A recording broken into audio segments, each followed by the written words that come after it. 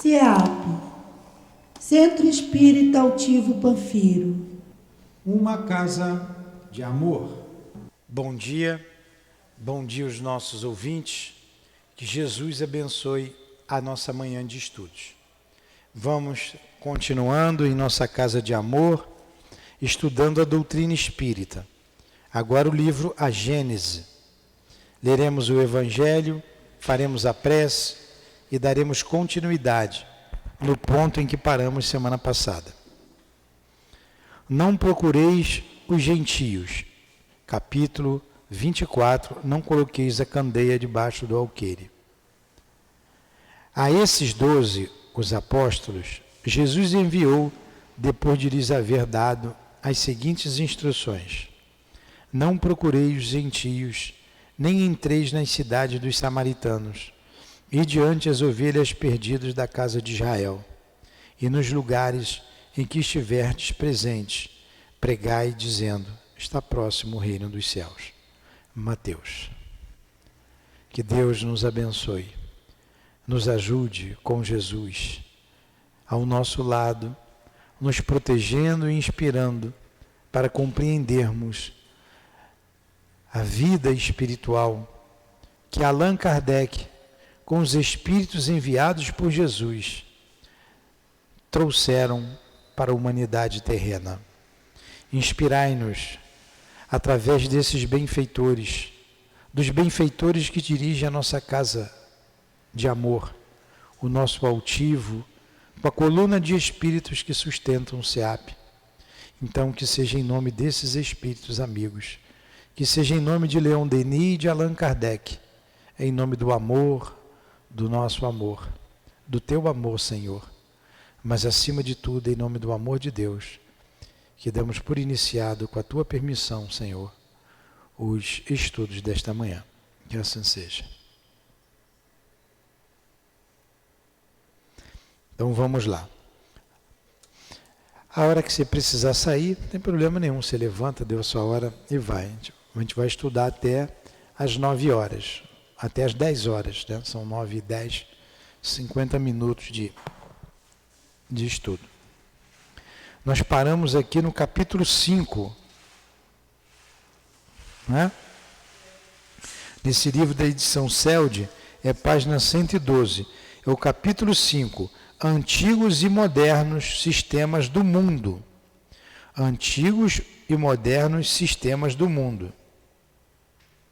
Então ele veio falando aqui, inicialmente, logo no item 1, no item 2, das ideias que o homem fazia, que os homens fizeram a respeito da Terra, do movimento do universo. E essas ideias de como se constituía o universo, era feita a partir de uma observação a olho nu. E à medida que o homem foi se desenvolvendo, ele foi aperfeiçoando os aparelhos, como o telescópio, alguns sábios vindo à Terra, como Nicolau Copérnico, depois Galileu, e foram aperfeiçoando essas observações a respeito do universo. E venho tirando as conclusões que foram tiradas com essas observações científicas, venho mudando as concepções religiosas antigas, como, por exemplo, a Terra sendo o centro do universo, que tudo se movimentava em torno da Terra. A criação da Terra em 6 dias, isso é impossível. E a Igreja, ela teve que ceder todas essas ideias. Então, o desenvolvimento da ciência, a ciência vem colaborar com a religião. A ciência sem a religião, ela não consegue se desenvolver como deveria. Tanto quanto a religião sem a ciência não consegue ir à frente. Uma depende da outra. Até porque tudo vem de Deus. Tanto a ciência como a religião vem de Deus. Deus é a causa de tudo. Então, basicamente, foi isso que a gente estudou na semana passada, né? Desmiuçando isso que a gente acabou de dizer aqui agora. Olha o que ele diz aqui, ó, na página 112. Nós paramos na 112, é isso mesmo? No item 12, página 113. Então vamos lá. No princípio do século XVI, ó, já 1500 e pouco, né? Copérnico, Nicolau Copérnico, um célebre astrônomo nascido em Thorn, na Prússia, em 1472 e falecido em 1543, reconsiderou as ideias de Pitágoras. Olha, um sábio vai pegando a ideia de outro e vem aperfeiçoando, né, as ideias. Tornou público um sistema que, confirmado a cada dia por novas observações, foi acolhido favoravelmente e não tardou a suplantar o de Ptolomeu. Segundo o sistema de Copérnico, o Sol está no centro e os astros descrevem órbitas circulares ao seu redor, sendo a Lua um satélite da Terra. Caramba, em que cabeça, né? Como é que esse camarada conseguiu ver isso tudo? 1500 e pouco. Né? E não tinha um telescópio ainda, hein? O telescópio vem com Galileu, que aperfeiçoou. Podia ter, né, algum instrumento que via imperfeitamente. Então ele já disse que os astros giravam em torno da Terra. Se você perguntar, muita gente boa de hoje não sabe. Né? Não sabe. Não sabe o que é uma estrela. Se olhar para o céu, não diferencia uma estrela de um planeta. Não sabe a diferença. E você andou olhando para o céu, você sabe. A estrela está emitindo aquele brilho, né? Está faiscando. Um planeta tem a luz não é dele, ele não tem luz própria. A estrela tem luz própria, o planeta não. Está com uma luz constante. Quando a gente vê Vênus, tem uma época do ano que Vênus está belíssimo, né? Chama de estrela d'alva. Muita gente não sabe. E lá no século XVI, Nicolau Copérnico escreve sobre tudo isso. Inteligente, né? Camarada inteligente. Ele continua. Descreveu, vou ler aqui de novo. Segundo o sistema de Copérnico, o Sol está no centro e os astros descrevem órbitas circulares ao seu redor, sendo a Lua um satélite da Terra. Um século depois, em 1609, Galileu, nascido em Florença, Florença é Itália, né? É a Itália? Inventa o telescópio. Em 1610, ele descobre 4 satélites de Júpiter e calcula as suas revoluções. Ainda calcula a revolução lá dos satélites, hein? Ó, eu vou ler aqui uma observação de Galileu. Após Galileu, está aqui embaixo, os astrônomos descobriram mais 12 satélites no sistema de Júpiter, totalizando assim 16 satélites que são, aí dá o nome deles todos aqui. Mas o Galileu já descobriu 4 satélites. Interessante, né? Verifica que os planetas não têm luz própria, como as estrelas, mas que são iluminados pelo Sol e que são esferas semelhantes à Terra.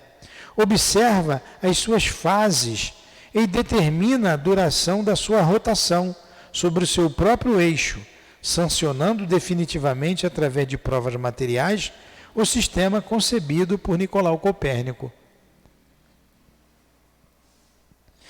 Desmorona-se então o sistema dos céus superpostos. Os planetas foram reconhecidos como mundos semelhantes à Terra e, sem dúvida, igualmente habitados. O Sol como uma estrela, centro de um turbilhão de planetas que a eles estão sujeitos, e as estrelas como inumeráveis sóis, prováveis centros de sistemas planetários. Olha o que ele descobriu lá atrás. Que cabeça, né? E a igreja mandou ele voltar atrás. Ó. Volta atrás com isso aí. Diz que isso está errado. Diz que a Terra que é o centro do universo. Senão, você vai será queimado na fogueira. Ele teve que voltar atrás, senão ia ser morto, não era bobo, né? E só não queimaram ele direto porque ele tinha uns parentes lá na igreja, então aliviaram o lado dele lá. Como dizemos hoje, acochambraram o Galileu. Aí tem uma observação aqui, ó. Apesar de os espíritos já terem nos revelados que os mundos são habitados, a ciência ainda não conseguiu descobrir vestígios de vida nos planetas do sistema solar, embora os cientistas reconheçam que estatisticamente devem existir muitos mundos habitados no universo. Claro que sim, né? E hoje, com esses instrumentos poderosos, esses telescópicos, o telescópio agora fica em órbita, não está mais aqui na Terra, nem em órbita. Então, instrumentos cada vez mais poderosos. Tem o Hubble, já está antiguinho, lançaram outro poderosíssimo, James, tem um nome aí, James alguma coisa, lançaram há pouco tempo. Então, cada vez mais eles estão investigando esses planetas, esses mundos. E a questão de dizer que há vida em outros planetas, ratificando isso que os espíritos já dizem há muito tempo, é uma questão de tempo. Daqui a pouco a gente vai saber. Certamente, eles já sabem.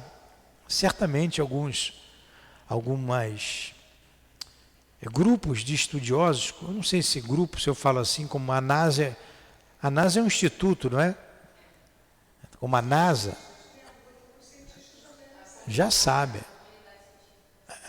Estão esperando então o momento adequado para poder revelar, porque tudo isso vai mexer muito com a civilização, com as religiões, vai mexer com tudo. Então vamos esperar, né? Vamos esperar. O Sol, as estrelas não são mais confinadas em uma zona da esfera celeste, mas irregularmente disseminadas pelo espaço, sem fim. As distâncias incomensuráveis umas das outras, mesmo as que parecem se tocar. As aparentemente menores são as que estão mais afastadas de nós. As maiores, as que estão mais próximas, ainda que a anos-luz da Terra. Anos-luz. Vamos entender isso que ele está dizendo aqui, o tradutor. No texto original, o codificador coloca a distância em léguas, antiga unidade de medida itinerária, equivalendo a 6.600 metros. Vocês sabiam que uma légua tem 6.600 metros? Lá no interior ainda usa légua, né? 5 léguas, né? Daqui, né? 5 léguas é coisa grande, ó. 6.600 metros, 5 vezes 6, 30, 5 vezes 6, 30, e 3, são 33 quilômetros. 5 léguas são. É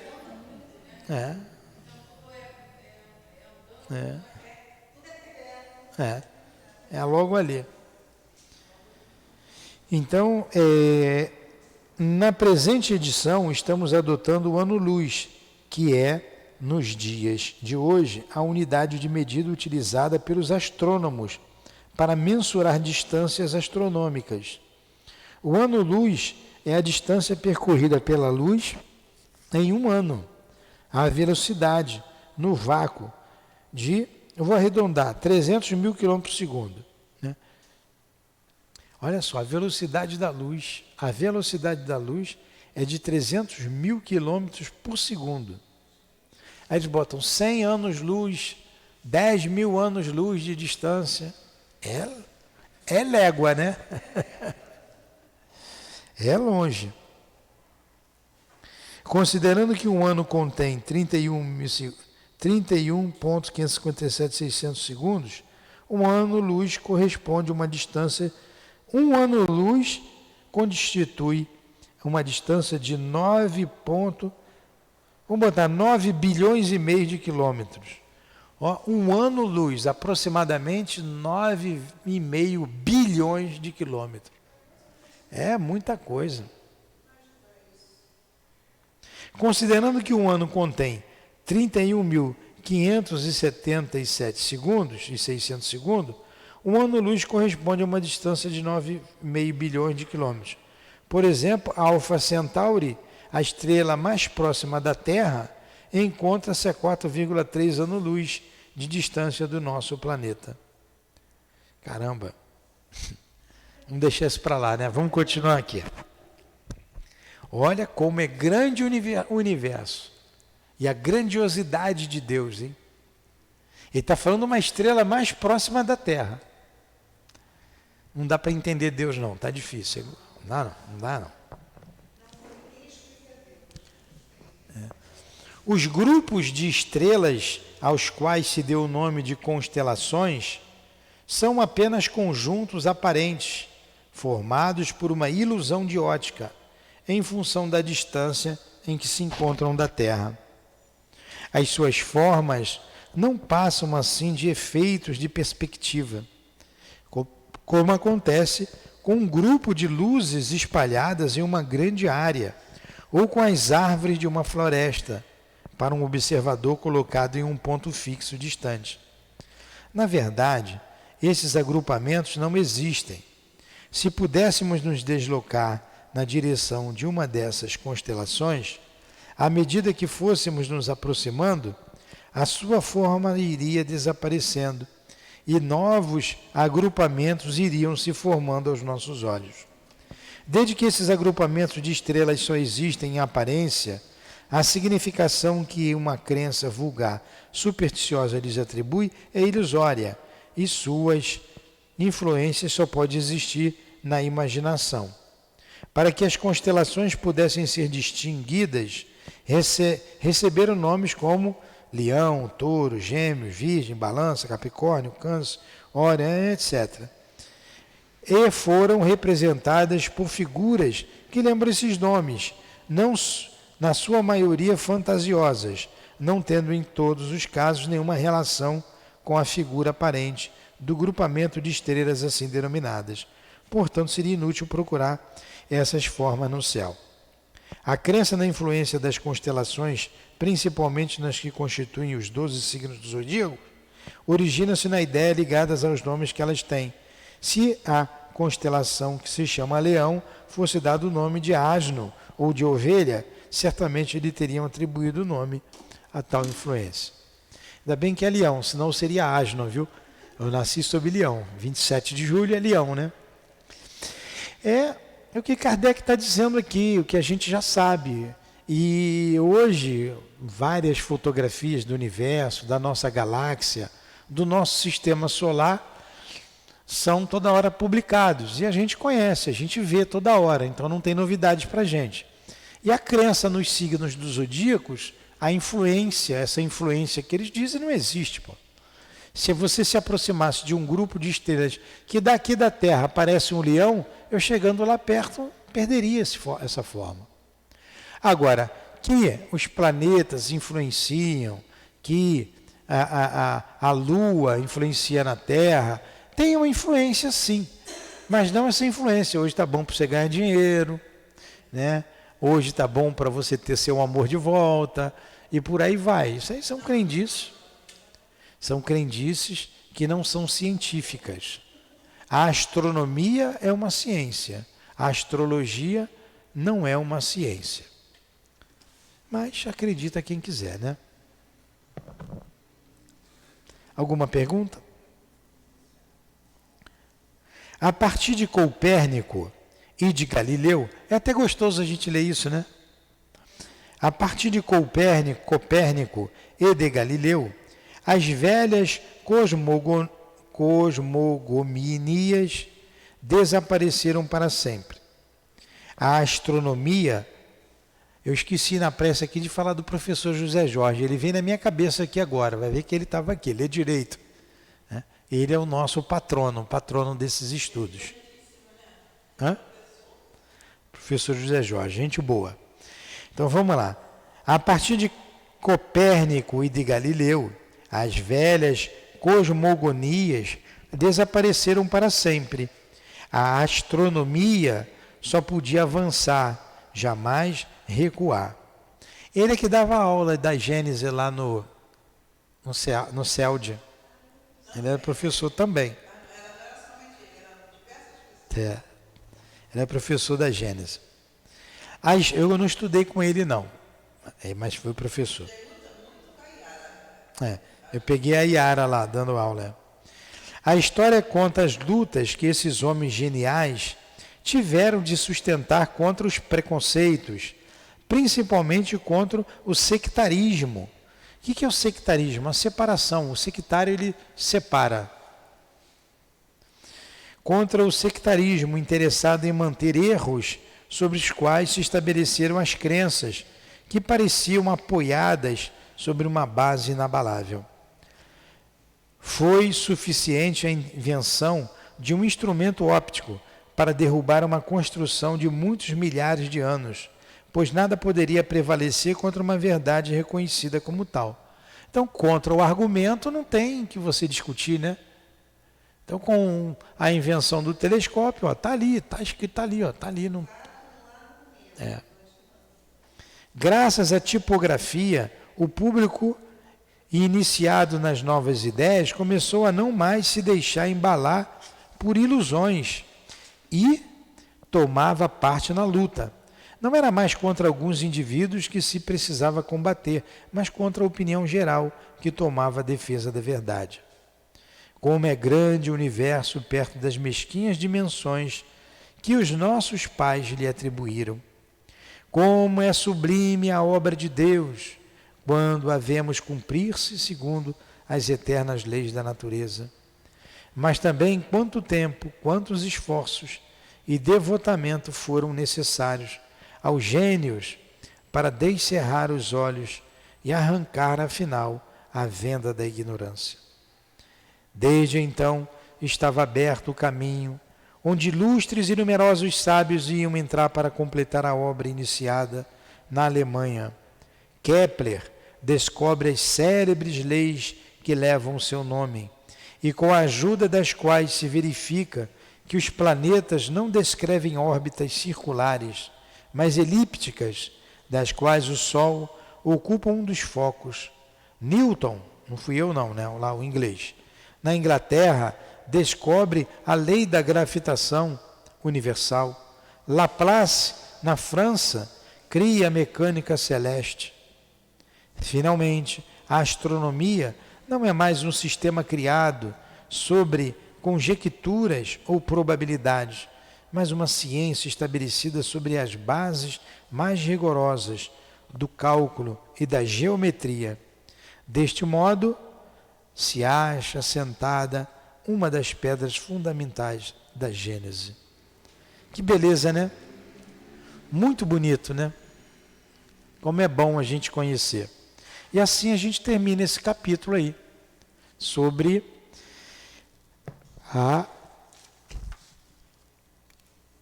os antigos e os modernos sistemas do mundo. Alguma pergunta? Hein? Muito bom. E a gente lembrou da semana passada, né? No que a gente estudou. Agora, dá tempo ainda, a gente vai entrar, temos aí alguns minutinhos, no capítulo 6, Astronomia Geral. Aí já tem uma observação aqui. Este capítulo foi textualmente extraído de uma série de comunicações ditadas à Sociedade Espírita de Paris, em 1862 e 1863, sob o título Estudos Uranográficos, e assinada Galileu. Médium CF. Nota do autor. Uma outra observação. O autor nomeou este capítulo como Uranografia Geral, uma vez que o vocábulo uranografia é sinônimo perfeito de astronomia. Optamos na presente edição por este último, por emprestar nos dias de hoje maior clareza em relação ao assunto que será tratado. Então, uranografia e astronomia significa exatamente a mesma palavra, a mesma coisa. Inicialmente estudava-se com o título de uranografia. Nessa tradução veio para a astronomia. Camille Flammarion, ou Flammarion, né? Camille Flammarion, astrônomo francês, escreveu inúmeras obras tentando popularizar a astronomia. Dedicou-se ao estudo do espiritismo. Experimentador hábil e médium muito produtivo, foi um grande colaborador de Allan Kardec, e muitas das mensagens por ele recebidas estão na codificação. Aí tem o nome sofista aqui embaixo. Sofista significa todo aquele que argumenta com sofismas, ou seja, que se utiliza de um argumento aparentemente válido, mas que na realidade não é conclusivo. Pressupõe má fé por parte de quem o apresenta. A gente escuta muito essa palavra na política hoje, né? É um sofisma, é um argumento falso. Pronto. Vamos entrar então no título de astronomia geral? Vamos embarcar aqui. O espaço e o tempo. Várias definições de espaço foram dadas. A principal é esta: o espaço é a extensão que separa dois corpos. Daí sofistas deduziram que onde não havia corpos não havia espaço. Quer dizer, é um argumento falso. Se o espaço, olha uma definição, é a extensão que separa dois corpos, daí certos sofistas disseram que não havia espaço onde não havia corpos, né? Não havia corpos, não havia espaço. Vamos lá. Vamos seguir o raciocínio dele ali. Foi nisso que se basearam alguns doutores em teologia. Tel, Deus. Logia, estudo de Deus. Para estabelecer que o espaço era necessariamente finito, alegando que corpos limitados em um certo número não poderiam formar uma série infinita, e que onde os corpos acabassem, o espaço também acabaria. Ideias, né, que vão tirando, né? Ainda se definiu o espaço como o lugar onde os mundos se movem, o vazio onde a matéria atua. Deixemos nos tratados onde repousam todas essas definições que nada definem. Definição que nada define. Aí tem uma observação de Allan Kardec, uma observação do autor aqui, ó. Atualmente o espaço é definido como a distância entre dois pontos, ou a área ou o volume entre limites determinados, ou ainda, em uma definição mais abrangente, como a extensão indefinida, tal como o Espírito Galileu o definiu na sua comunicação. Caramba, na verdade, o espaço não existe. O espaço não é limitado. Nem o tempo. Nem o tempo existe, o tempo. O que é o tempo? Pronto, uma pergunta para vocês. Quanto tempo tem um tempo? O tempo tem tanto tempo quanto o tempo tem. Então, tempo, espaço, não é definido. Não é definido. A gente tem que definir para quê? Né? O espaço aqui é a distância entre dois pontos. Eu tenho que definir, porque nós estamos num mundo definido, então eu tenho que colocar aqui o piso aqui no chão. Eu tenho que saber o espaço. Em que espaço que eu vou botar esse piso? Esse espaço é a distância de dois pontos. Né? A distância entre dois pontos. Mas vamos lá. É igual matéria. Matéria é algo que tem para a gente, que tem extensão, que tem um comprimido. um comprimento. Mas e a matéria que a gente não vê? E os espíritos dizem, a matéria é o elo que une o espírito. O elo que une o espírito? Opa, que negócio é esse? Aí a gente vai estudar, vai ver que é o perispírito. Aí, como...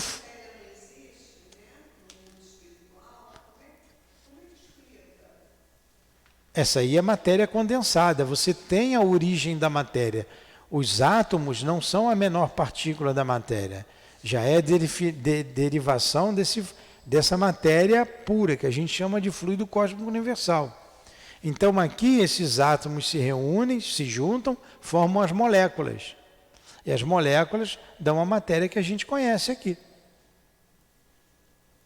É igual, você faltou essa aula. Vou fazer uma analogia, não estou dizendo que é verdadeiro. Você tem a água. A água são 2 átomos de hidrogênio e 1 átomo de oxigênio. Você tem a água. Vou botar um pouco d'água aqui. Falar em água, tem que beber água, senão daqui a pouco eu começo a tossir. Então tem a água. Se eu botar no congelador, as moléculas se juntam, formam uma pedra, ela deixa de ser líquida, passa a ser sólida. Continua sendo água. Mas se eu ferver, ela vai se evaporar. E olha só, ela é muito mais sutil, mas continua sendo água. Ela está aqui. Quando nós inspiramos, a gente respira, inspira a água, né? Tem oxigênio, hidrogênio, nitrogênio, tem água, a água está aqui. Tem um aparelho que todo mundo tem em casa, quase todo mundo tem, um ar-condicionado. Ele pega o ar do ambiente e congela, vai resfriando a água. Ele vai tirando a água não vai caindo ali atrás? Pois está aqui a água e você não está vendo. Então a matéria que originou o gelo, você não está vendo. Está aqui. A matéria que originou essa parede, ela tem uma origem.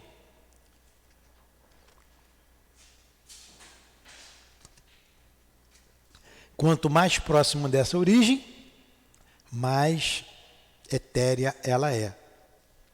Os espíritos trabalham essa mesma matéria com o pensamento. Daí as construções no mundo espiritual. Eles constroem com o pensamento. Tem edifícios, tem casas, tem tudo. Tudo com o pensamento que eles fazem. É muita coisa. Muita coisa. Você ia morrer e não ia saber, hein? Tem muita coisa. Eles fazem com o pensamento, trabalham com o pensamento. E, como diz o André Luiz, lá no livro, aquele livro que vocês estão lendo ali para o estudo o Ano dos Mundos.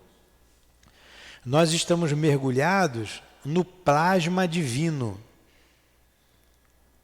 Nesse plasma divino, nós estamos mergulhados nele, como um peixe no aquário. Esse plasma divino, é desse plasma divino que se origina a matéria, que se originam os mundos. E os espíritos construtores, como Jesus, são co-criadores, porque eles não têm capacidade, olha só, tem elevação, mas não tem capacidade de criar o plasma divino. Eles criam em cima daquilo que foi criado por Deus. Então eles são co-criadores. A gente vai aprofundando, a nossa mente vai, fundindo. Entendeu, Malu? Aí vamos para cá. Onde é que a gente parou?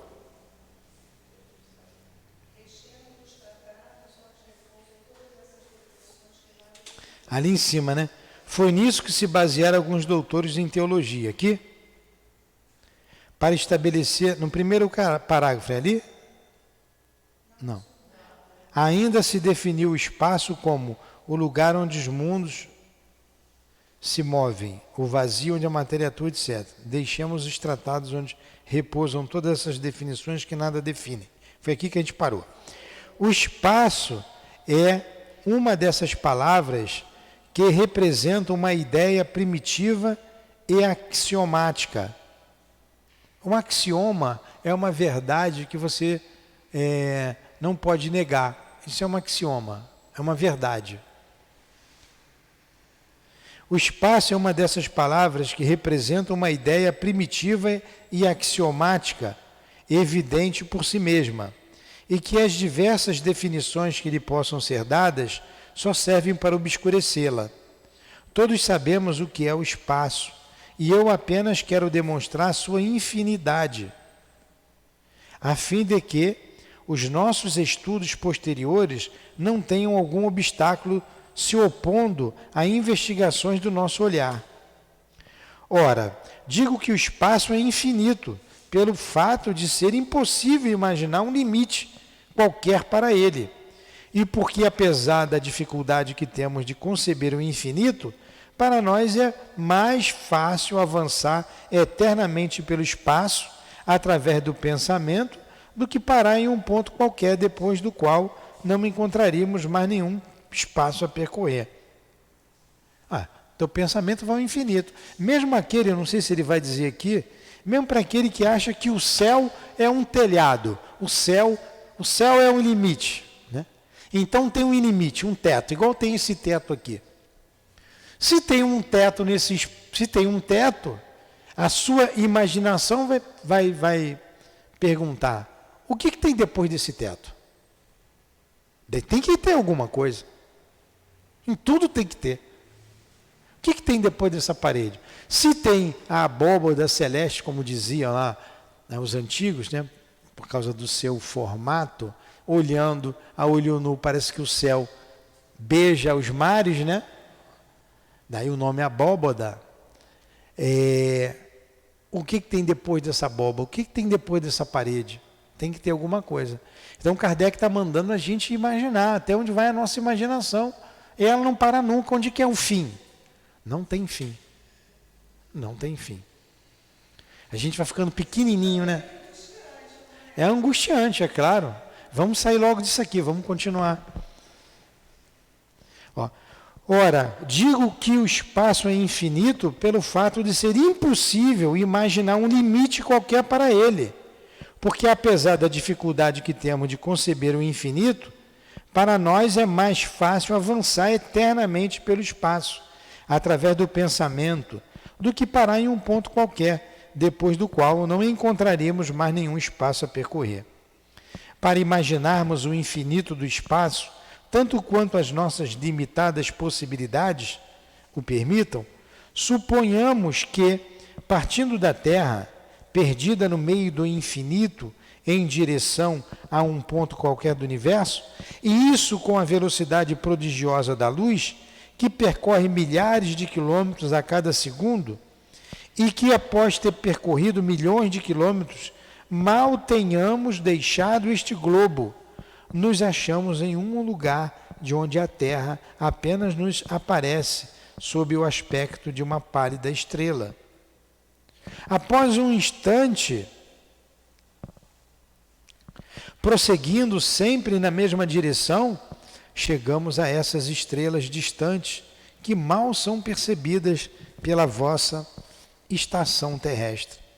De lá, não só a Terra desaparece completamente das nossas vistas nas profundezas do céu, como também o vosso próprio Sol, com todo o seu esplendor, é eclipsado pela distância que nos separa dele. Sempre animados pela mesma velocidade da luz, a cada metro que avançamos no espaço, transpomos sistemas planetários, ilhas de luz etérea, estradas estelíferas, paragens suntuosas, onde Deus semeou os mundos com a mesma profusão com que semeou as plantas nas pradarias terrenas. Coisa bonita, né? Que poética. Kardec é poeta também, ó. Né? Onde Deus semeou os mundos com a mesma profusão com que semeou as plantas nas pradarias terrenas. Então é uma infinidade de mundos sem fim.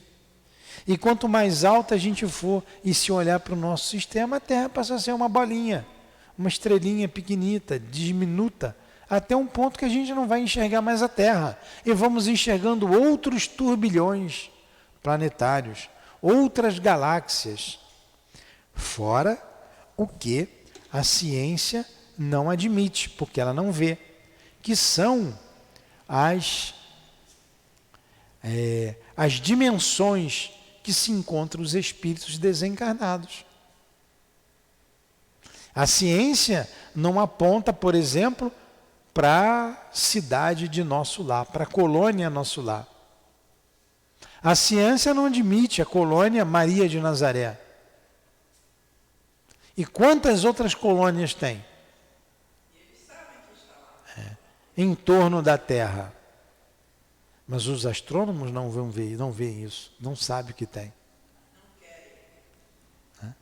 Então existem dimensões diferentes dessa que a gente vive aqui. Ora, há apenas alguns minutos que avançamos e centenas de milhões de quilômetros já nos separam da Terra. Bilhões de mundos passaram sob nosso olhar e, entretanto, escutai na realidade, não avançamos um passo sequer no universo. Está deixando a gente doido, né? Vamos acelerar aqui. Se continuarmos durante anos, séculos, milhares de séculos, milhões de períodos 100 vezes seculares e sempre com a mesma velocidade da luz, também não teremos avançado nenhum passo sequer, qualquer que seja a direção para onde nos dirijamos e qualquer que seja o ponto para onde nos encaminhamos, a partir desse grãozinho invisível que nós deixamos e que se chama Terra.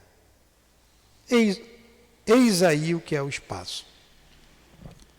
Porque definição comprida de espaço, né? A gente fica até tonto só em ler. Só em ler. Olha, o número 2, ele vai falar do tempo, né? Olha, ele começa assim, eu não vou ler o item 2, a gente vai parar no item 2. Para a semana que vem, a gente continuar no 2. O tempo, assim como o espaço, é um termo que se define... a gente vai ver semana que vem. Só vou ver esse pedacinho aí. O tempo, assim como o espaço, é um termo que se define por si mesmo. Dele podemos fazer uma ideia mais exata, estabelecendo sua relação com todo o infinito. Então, o tempo vai na mesma linha do espaço. Na mesma linha do espaço. A gente imagina o tempo e o espaço, nós fomos criados, nós, espíritos imortais, que Jesus fez o ser inteligente da criação, num delta T qualquer, aqui. Um delta T, gostou do termo matemático? Quer dizer, numa variação de tempo qualquer, de tempo e espaço. Uma variação aqui de tempo e de espaço. Eu fui criado aqui. Jesus, um irmão mais velho, esse espírito, ele foi criado num delta T qualquer, no espaço, aqui atrás, certo? E antes de Jesus? Quando Jesus era um espírito simples e ignorante, já existiam espíritos crísticos? Tudo leva a crer que sim. E antes daqui? E antes? Quando surgiu o primeiro espírito, a primeira manifestação de vida no universo? Aonde foi? Como foi? Não tem fim o espaço, não tem fim o tempo, não tem início, não tem fim. Só Deus sabe. Só Deus sabe. SDS. Olha como nós somos pequenos. Pequenos demais. A ciência já admite, e nós vimos aqui no filme aí de um desses astrônomos, que existem mais planetas no céu do que as areias na beira das praias do mundo inteiro, de todo o litoral do mundo inteiro. Mais grão de areia. Existem mais planetas do que grãos de areia nos litorais de todas as praias do mundo. Admite a ciência hoje. A gente consegue ver parte dela nas algumas. Pois é. Então, vamos rezar, que é o melhor que a gente faz, né?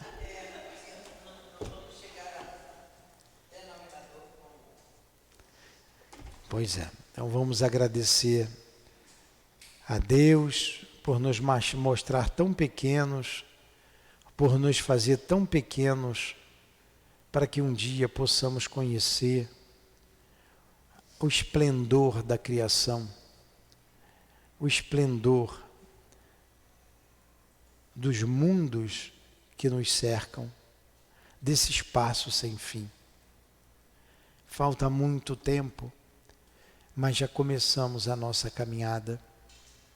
Rogamos a Deus que não nos deixe desvirtuar deste caminho, que nos sustente para cada vez mais aprendermos e cada vez mais vendo esse esplendor, essa grandiosidade da criação, sermos humildes, simples, nos sentirmos pequeninos diante de Deus. Ajuda-nos a caminhar, Senhor, na estrada da vida, com simplicidade, com humildade, em busca do conhecimento, em busca do nosso aprimoramento espiritual, crescendo intelectualmente e moralmente. Abençoa o nosso esforço, nos sustente para jamais sequer estacionarmos. Que o trabalho seja constante em nossas vidas, a vontade de aprender, a fé que precisamos crescer em nós. Ajuda-nos, Senhor, a desenvolver essa fé, a desenvolver a esperança, a ver o infinito que nos aguarda. Para Deus caminharemos. De Deus viemos, para Deus retornaremos. Que não percamos esse norte que Jesus já nos trouxe. Obrigado por esta casa que tanto nos esclarece. Obrigado, Allan Kardec, por colocar sua inteligência a nosso dispor, fazer-nos raciocinar, pensar e sentir com essas obras esplendorosas que a doutrina espírita nos trouxe. Obrigado, amigo querido. Obrigado, Leon Denis, que não deixou que a doutrina parasse, morresse. Obrigado a todos os espíritos do Senhor que nos esclarece hoje. Obrigado, Altivo. Obrigado, professor José Jorge. Obrigado à espiritualidade amiga dessa casa que tem nos conduzido. Obrigado a todos. Em nome de vocês, das nossas irmãs queridas, da coluna de espíritos que dirige o nosso SEAP, o nosso Altivo, em nome do professor José Jorge, de Leon Denis, de Allan Kardec, em nome do amor, em nome do nosso amor. Em nome do teu amor, Jesus, da tua grandiosidade e do amor de Deus, nosso Pai, que ainda não conseguimos conceber. Encerramos os estudos da manhã de hoje aqui no SEAP. Que assim seja.